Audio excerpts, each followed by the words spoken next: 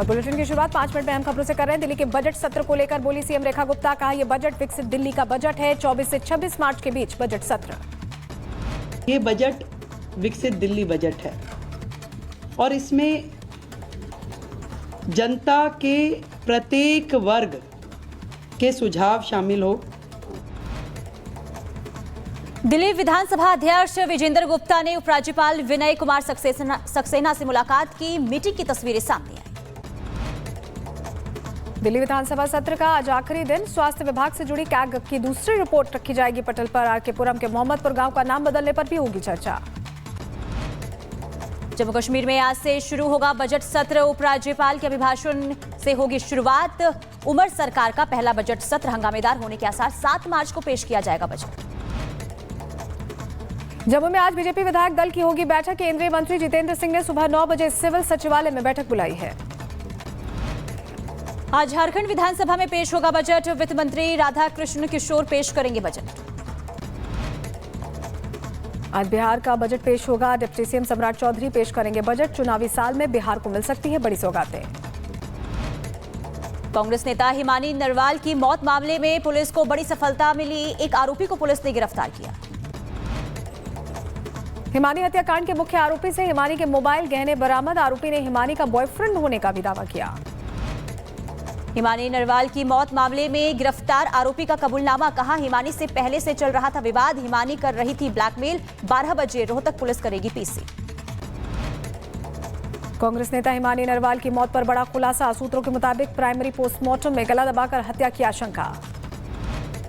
हिमानी नरवाल की मौत मामले में एसआईटी का गठन। एसआईटी में एक डीएसपी एसएचओ सांपला शामिल। चौकी इंचार्ज एसआई नरेंद्र भी एसआईटी में शामिल।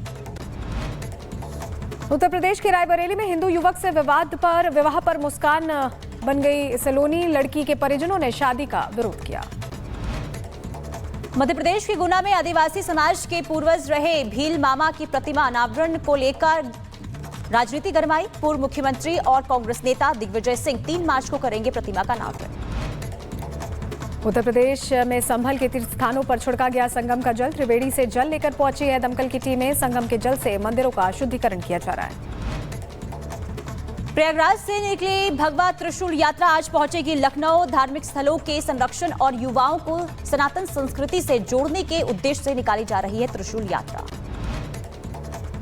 18 लाख रुपए का इनामी नक्सली गिरफ्तार किया गया है। झारखंड के चतरा से नक्सली को गिरफ्तार किया गया। नक्सली संगठन टीएसपीसी का क्षेत्रीय कमांडर बताया जा रहा है। भारी मात्रा में हथियार, गोला बारूद बरामद। नक्सली के पास से यूएस मेड राइफल भी बरामद। जम्मू कश्मीर में आतंकियों पर चला कानून का हथौड़ा। पुंछ में लश्कर ए तैयबा से जुड़े 3 आरोपियों की लाखों की संपत्ति कुर्क की गई। तीनों कमांडर पाकिस्तान से दे रहे आतंकी गतिविधियों को अंजाम। महाराष्ट्र के पालघर में नाबालिग ने की 6 साल की बहन की हत्या। फिल्म देखकर घटना को दिया अंजाम।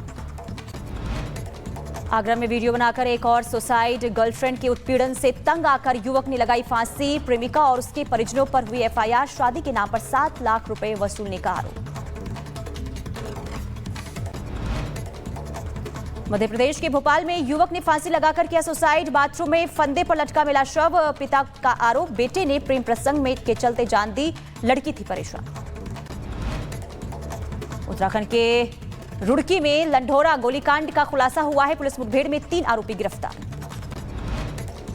उत्तर प्रदेश के हमीरपुर में हादसा हुआ। दुकान में घुसा ट्रैक्टर। हादसे में घायल हुई बच्ची और बुजुर्ग।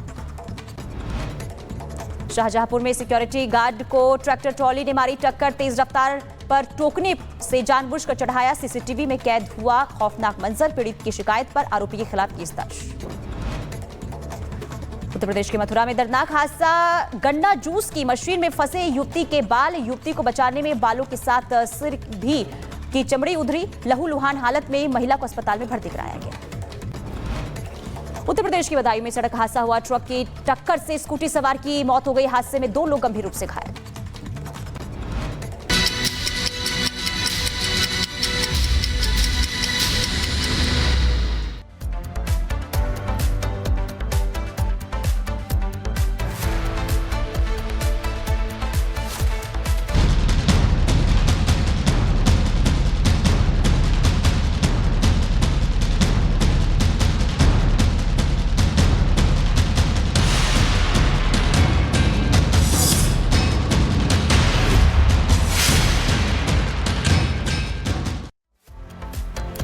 और हिमानी नरवाल केस से जुड़ी बड़ी खबर आपको बता दें, हिमानी नरवाल केस का मुख्य आरोपी गिरफ्तार कर लिया गया है।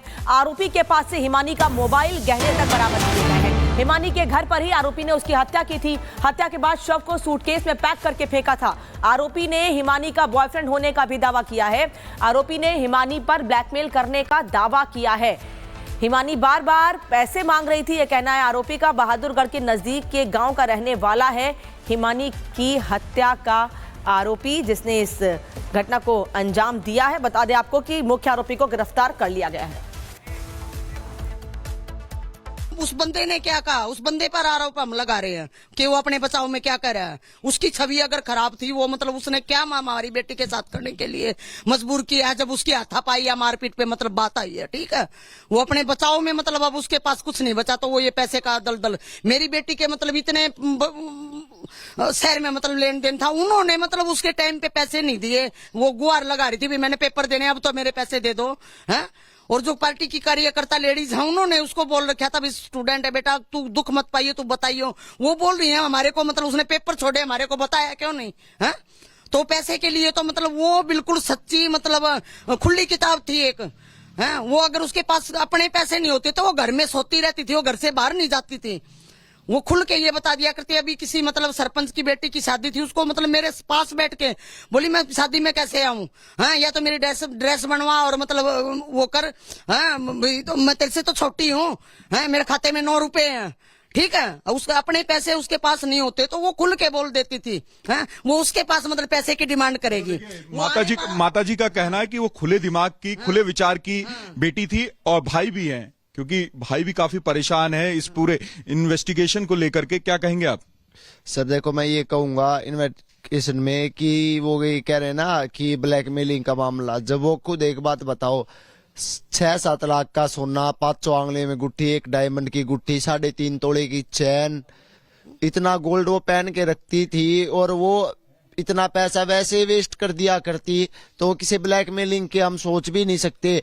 उसको लोगों को रोज वो देती थी बार के बंदे को तो मैं मान भी नहीं सकता कि वो पैसे मांग सकती है। इतना विश्वास को ये कह देना तेरी मम्मी से लिया, मम्मी के आगे भी वो उधार की कह सकती थी कि मम्मी इतने दिन में दे दूंगी है। वो पार्टी में खर्च करने के लिए मेरे से भी उधार लेती थी, हाँ, क्योंकि उसको ये पता था मम्मी मतलब इस बात के खिलाफ है, भाई मैं कमा रही हूँ वो मैं उड़ा सकती हूँ, लेकिन मम्मी की पेंशन में हमारा घर का गुजारा चलता है।